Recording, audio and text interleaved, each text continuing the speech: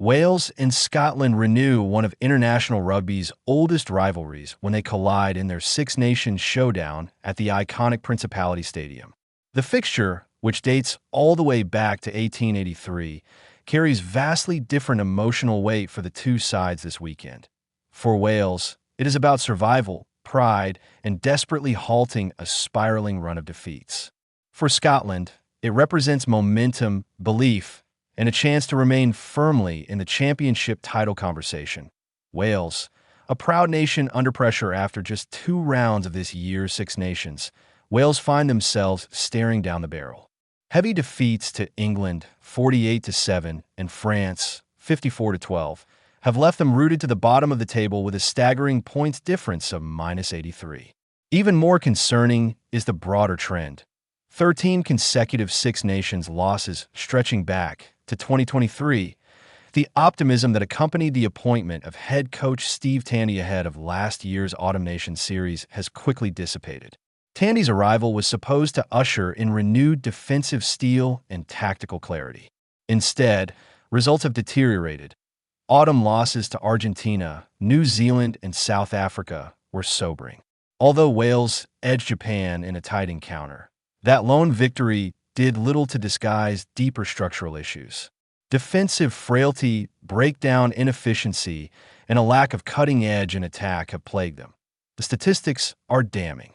In just 2 Six Nations matches this year, Wales have conceded 15 tries while scoring only 3. Against both England and France, they looked physically overwhelmed and tactically reactive, a far cry from the disciplined, combative Welsh sides of recent memory.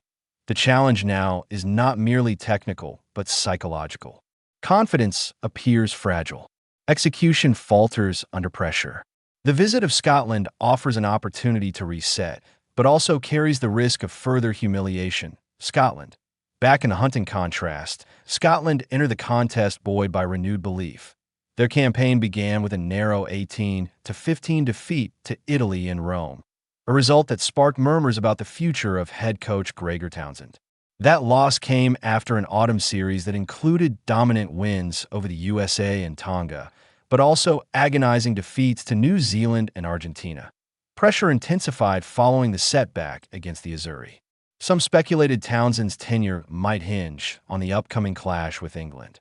What followed was emphatic. Scotland produced one of their most impressive recent performances to secure a 31-20 bonus point victory over England at Maui Field. Clinical finishing, inventive backline play, and defensive resilience combined to reassert their credentials. That result vaulted Scotland into second place in the standings, trailing only France. Suddenly, talk shifted from crisis to contention. Now, the challenge for Townsend's men is consistency. A victory in Cardiff would cement their status as genuine title challengers and maintain pressure on the leaders.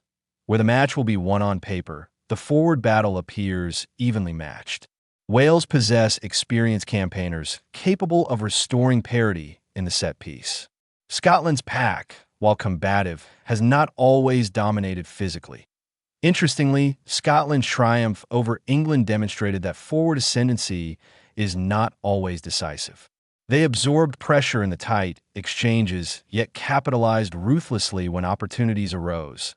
The decisive theater may well lie out wide. Wales' backline boasts genuine attacking threats.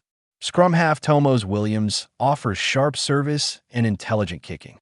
Fly-half Sam Costello is capable of controlling tempo when afforded protection. Wings Josh Adams and Lewis Rees-Zammit provide pace and finishing instinct.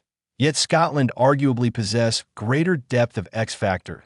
Fly-half Finn Russell orchestrates with rare vision and audacity. Centers Hugh Jones and Sione Tuipulotu combine physicality with flair. Scrum-half Ben White supplies crisp delivery and opportunistic support play. The return of Blair Kinghorn and Duhan van der Merwe adds further firepower. Both have shown on the biggest stages and bring proven finishing ability. If the game opens up, Scotland's attacking cohesion may prove decisive. Mutual respect between coaches despite the competitive tension. There is clear mutual respect between Townsend and Tandy. Townsend acknowledged the unpredictability of Test rugby, cautioning against complacency despite Wales' recent struggles. He reflected warmly on Tandy's 6-year tenure as Scotland's defence coach, crediting him with significant influence over the squad's development. Tandy reciprocated the praise, describing Townsend as instrumental in his own growth as an international coach. While the camaraderie is genuine, sentiment will quickly give way to ruthless ambition once the whistle blows. Players to watch. Wales for Wales to engineer an upset. Leadership must translate into performance. Hooker and Captain Dewey Lake shoulders immense responsibility. After a difficult outing against England, he rebounded with a stronger display versus France. His line-out accuracy, defensive organization, and emotional authority will be critical. Number 8, Aaron Wainwright impressed last weekend with powerful carries and breakdown presence. Shifted from blindside flank, his ability to generate go-forward could stabilize Wales' attack that re-jam it. Meanwhile, has a point to prove. His pace remains electric, but influence has been sporadic. If Wales can isolate defenders and create space, he is capable of game-changing moments. Debutant Gabriel Hamerweb adds intrigue. Blessed with speed and finishing instinct, the Leicester Tigers wing will relish the occasion. Players to watch. Much of Scotland's attacking blueprint revolves around Russell. His distribution, creativity, and goal-kicking reliability make him one of the world's premier fly-halves. When Russell dictates, Scotland thrived at the breakdown. Open side Rory Darge has been outstanding, leading the championship in turnovers won. Darge's defensive work rate and ball-carrying dynamism disrupt opposition rhythm. Kinghorn and van der Merwe offer attacking thrust from deep. Both are capable of turning half chances into tries, a lethal asset if Wales' defensive structure fractures.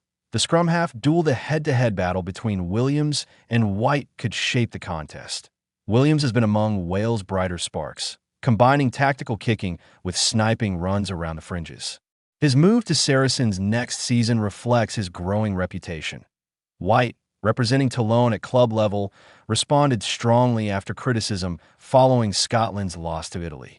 His varied passing and intelligent support lines were instrumental against England. Whichever scrum half better manages tempo and territory may tilt the balance. That prediction home advantage at the Principality Stadium can never be dismissed. The atmosphere in Cardiff, when ignited, is formidable. However, current form cannot be ignored. Scotland appear cohesive, confident, and tactically assured. Wales, by contrast, remains searching for identity and resilience.